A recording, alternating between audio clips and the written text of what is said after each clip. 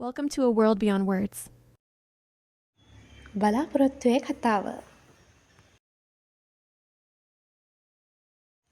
කොමත් එක කාලෙක එක රටක අමුතුම මිනිස්සු ජාතියක් ජීවත් වෙලා.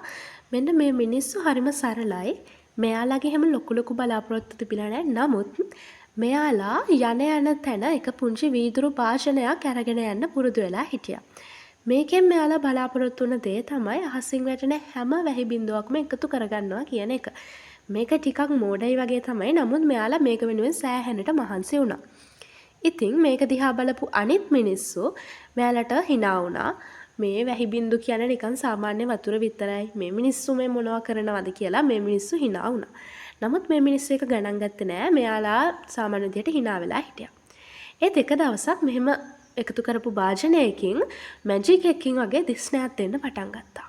ඊළඟ දවසේ මේකේ අයිතිකාරයා තව දුකින් ඉන්න මිනිස්සෙට මේක දුන්නහම ඒ දුකින් ඉන්න මිනිස්සයාගේ මූණේ හිනාවක් ඇඳුණා.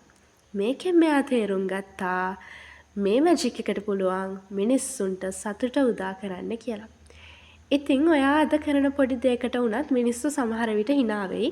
නමුත් ඒකෙන් දවසක ඔයාට ලොකු ප්‍රොෆිට් එකක් ලැබෙන්න පුළුවන්. ඉතින් විශ්වාස කරන්න.